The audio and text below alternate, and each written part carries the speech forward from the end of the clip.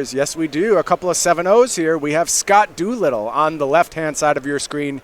He is playing mono red aggro. And speak of the devil, we have Brad Carpenter looking at Is It Drake's right now. The devil being Is It Drake's, right? Not Brad Carpenter. Correct. I have nothing against Brad Carpenter. He seems like a fine person. I did not mean to call him the devil. But his deck was one we just mentioned as, you know, kind of not quite in the top tier anymore maybe. But Brad has taken a unique step. He's done away with the Arc-like Phoenixes. No interest in that. He's doing the Drake stuff, and he's doing the Pteramander stuff as well. No Phoenix, no Goblin Electromancer, no Niv Mizzet, just 12 very large flying animals. Yeah, I like this approach. This is a very clean deck list, and you'll get the chance to look at it with Cardboard live on your screen right now if you're watching on Twitch. A lot of 4s, couple 3s, a little fun of, and straight business as far as this Is It deck goes. Yeah, I like this. This is a good take. And this just goes to show, you know, anything could be 7-0. We were watching a very specific, small subset of people talking about how, where's Is It? It hasn't shown up. And, you know, sure enough, someone's crushing with it. Yeah. And here we go. We're ready to start playing. Looks like Brad's going to lead on an island. Pass it over to Scott Dolittle, who leads with a mountain and a Get-To Lava Runner. Getting right down to business. Brad Carpenter has an opt. Start looking for the cards he's going to need to compete with this lightning-fast mono-red deck. And make no mistake about it, this deck is a notable amount faster than it was in the previous format. Well, what's like a medium-speed version of Lightning? Because that's about what this deck is. This deck still has 4 Experimental Frenzies in it. Right, a surprising card, one that I think has fallen out of favor among a lot of mono-red players. Scott says no, this card is still as good as it gets, packing 4 copies right in the main deck. Each Experimental Frenzy basically responsible for 2 wins. Could be. Could be. Maybe it'll be responsible for all the wins when this is all said and done. So Brad Carpenter just developing mana over there. No play on turn 3. Didn't have one of the signature Drakes. Does look like he's looking at a handful of removal, which isn't the worst place to be against mono red. You kind of want to pick off their first few threats and then transition into your big Drakes after you've appropriately stocked up your graveyard. Yeah, and when you're at 20 life, it is incredibly difficult for your opponent to race you with burn spells when you have such a fast clock. Right. Brad taking his first point of damage in the match. 1 from Goblin Chain Whirler. I think he's okay with that, and he's got the removal spell for it too. Lava Coil going to send Goblin Chain Whirler to the exile zone. Let's see what Scott wants to do on his turn here. You know, this trading resources thing, it generally works really, really well until Experimental Frenzy shows up. It is true. And we see a light up the stage on behalf of Scott Dolittle. It wasn't a good one. It found 2 mountains off the top of his deck. I'm sure that's not what he was looking for when he cast that spell. It's still not bad, though. I mean, it means that you're not drawing those mountains, gives you a bunch of mana to work with for when you do eventually find Experimental Frenzy. Brad's not doing anything and is at 19 life, so it's not like you'd even be super happy to flip over like 2 lightning strikes. Oh, okay. Okay. I think that may be the thing about Light Up the Stage and just how good that card is. There's not a lot of bad scenarios for the mono red deck. Like, how often do you not get to play both spells you reveal off the top of your deck? It should basically be never. Yeah, it gets a little more murky once you start playing with all the copies of Experimental Frenzy because your mana curve gets a lot higher, and then, you know, if you flip over a 3-mana card and a 4-mana card, you're probably not going to be able to play them both. Right. So we see our first threat from Brad Carpenter. It's a Pteramander. What do we have sitting in the graveyard there? It looks like 5 spells, so 3 mana to get that Pteramander going. That's not a bad card. It's not bad. Like you might be able to offer 2 activations on the next turn, too, to really protect it from removal. So we see a burn spell headed its way right now. Brad looking to respond. He's going to adapt. I have a feeling there's a second burn spell headed the way of the Pteramander. And there is. Shock's going to clean up the mess here. Brad could have done a cool thing there where he could have shocked Scott and then had 2 activations of it if he wanted to. But if Scott cared, I guess if he shocks in response, then Brad can activate. So we're seeing another light up the stage here. Looks like a land and a lightning strike. Again, I mean, like, there's no bad light up the stages, but that's not the best one. Brad looking to finally find a threat and does so with the Chart of Course. He's passing, though. Doesn't want to play that Crackling Drake he just threw off the top of his deck. Wonder if he's getting worried, like, or doesn't want to allow Scott to use the lightning Double strike burn that's spell. chilling there. Right. I think that's the case.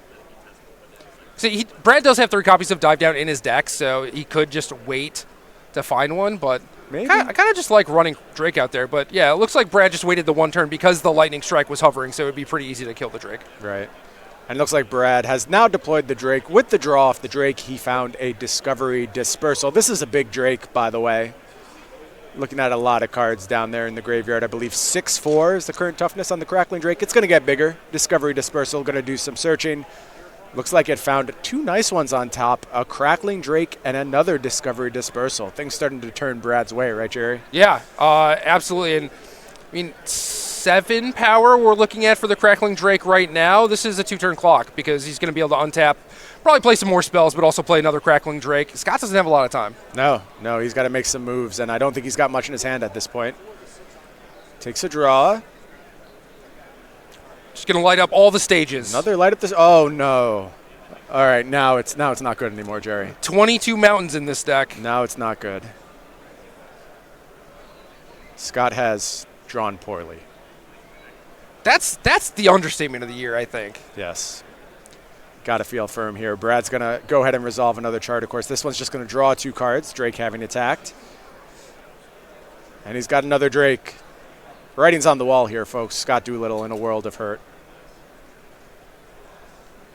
Could even deploy the Terramander and adapt it for 1 mana if he wanted to. But. Right, and Scott's going to pick them up. Brad Carpenter heading up 1-0 in this match. Is that how you expected this to play out when you saw this matchup on paper? I mean, ideally, that is kind of what happens from the Drake side is you make it so mono red doesn't have any of the creatures that are consistently hitting you, and then it's really difficult for them to cobble together 20 points of burn, and eventually you'll find a Drake, and then the game ends. Right. I think we saw Brad look for a perfect hand versus mono red and find one, and was rewarded for it. Why don't we take a look at our players' sideboard now? We'll start on the left with Scott Dolittle. Scott's looking at 4 Lava Coil, 3 Treasure Map, 3 Fiery Cannonade, 2 Banefire, 2 Fight with Fire, 1 Mountain. Jerry, what do you like here? So feelings are kind of mixed on how to sideboard against Is It Drakes. Generally, Experimental Frenzy is not great, at least from my experience, because you tap out for Frenzy, maybe they Spell Pierce it, maybe they don't, but either way, if they're threatening you with a Drake, you don't have a lot of turns to actually work that Frenzy. So even if it's going a little bit lower on the curve, playing things like Treasure Map instead, like I'm a lot happier doing that, but I could also just see a world where Scott brings in the Coils, Fight with Fires, probably the Bane Fires, and just doesn't bother with any card drawing stuff, but it's also a possibility that he just keeps in the Experimental Frenzies, because I think that's pretty common for a lot of people to do. Yeah, I wonder if Scott agrees with you. I mean, obviously, higher on Experimental Frenzy than we might be right now, including 4 copies in his main deck. Maybe he just leans on the card in post-board games. As far as Brad goes, we're looking at a sideboard of 2 Shivan Fires, 2 Treasure Maps, 2 Disdainful Strokes, 2 Fiery Cannonades, 2 Ral, Is It Viceroy, 2 Niv Mizzet Perun. Can you pronounce that Perun or Perrin?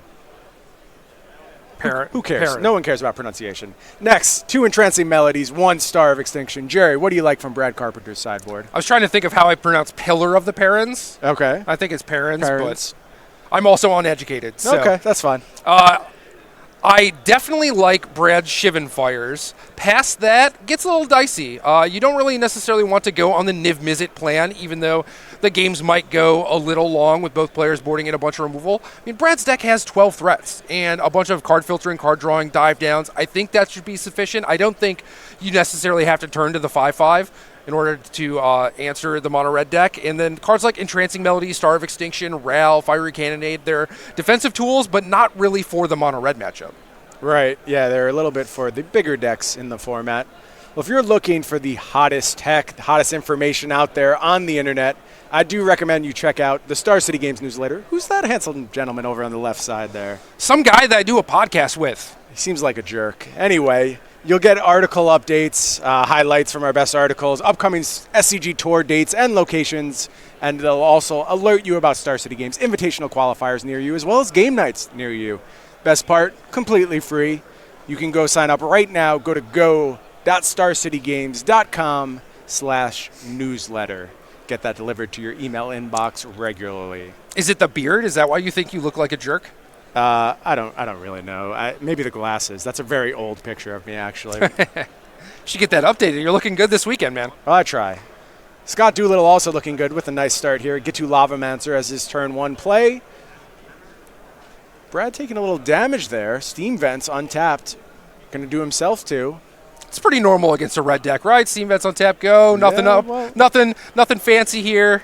He's looking to shock on turn 1. He's not letting that Lava Mancer stay on the battlefield 1 second longer than it has to. Looks like Scott's going to have a response here.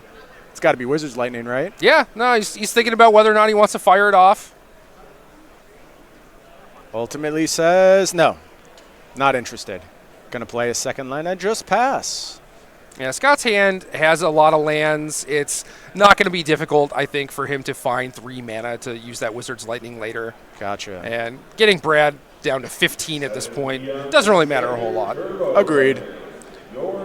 So looks like Brad was in search of a land on that turn. Found one via Discovery Dispersal. Passes the turn back to Scott Dolittle, who has via Shino Pyromancer, throwing 2 points of damage at Brad's face. Brad's going to fall to 16.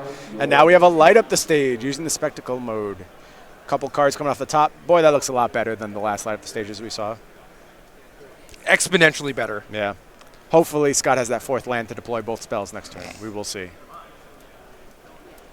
Yeah, he does, and Brad's in some trouble. Needs a blocker, a bunch of removal spells. Needs to get something going. Let's see what he has to offer here. He's going to go ahead and chart a course. Taking 2 off the top of the deck. Going to be discarding 1.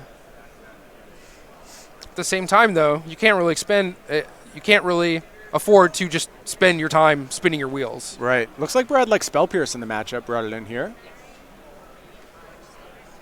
Yeah, 3 copies main deck. I would not touch those. That's one of your best cards in the matchup by far. Mm-hmm. Uh-oh. More damage from the lands. That's always a scary thing to be going on.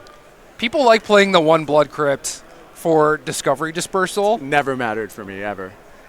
And this does matter. This 2 damage that Brad just took, that matters a lot. It matters a lot. I mean, last format it was a Dragon Skull Summit, but even if you're trying to be mana efficient, do things in the early turns, and you have your land ETB taps, it can be devastating. Right. And certainly this 2 damage matters a lot. It does allow your red source to cast Discovery, which can matter sometimes, but it's so marginal. Yeah, I still think if I was of this opinion, I might still be looking at Dragon Skull Summit, quite honestly. With as good as the aggressive red decks are, it seems problematic to me to take that 2 damage right there. Yeah, I've never really bought into that, where it's like, oh, I'm just going to make my mana base worse to maybe cast the backside of this spell. And how often are you going to have, like, Mountain Blood Crypt and be able to cast a Discovery that you really need to cast? You know, it sounds like that's kind of a hand that you just want to mulligan anyway. Right. A little cute. So Brad found a threat, deployed a Enigma Drake. Looks like it's going to remain on the table. Here comes via Shino Pyromancer. Brad completely willing to throw that in front of the Pyromancer. Traded for 2 cards. Wizard's Lightning comes down, takes Drake off the battlefield. Going to go ahead and get those runaway Steamkin counters. That Wizard's Lightning did cost a mana, so Scott should have an extra mana tap, but it's not going to affect anything.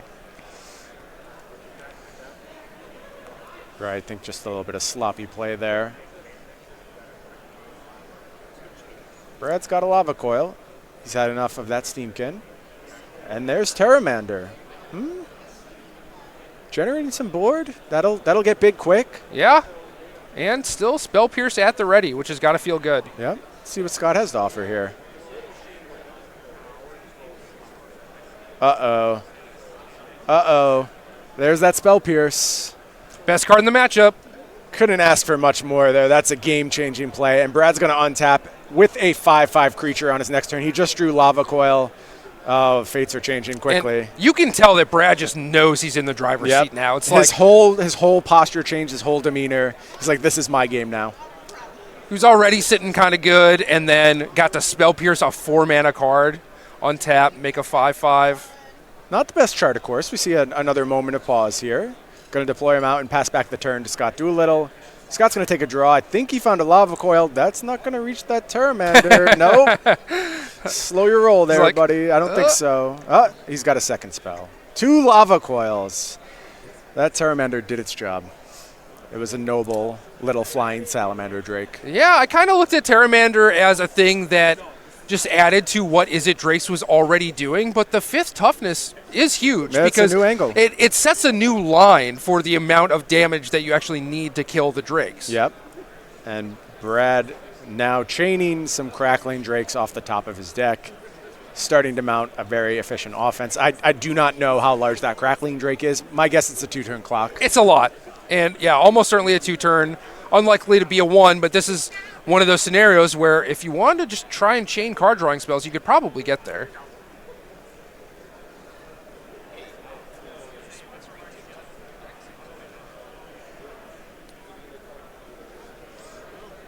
Brad thinking about his play here. Has another Drake in hand. A little insurance against Lava Coil.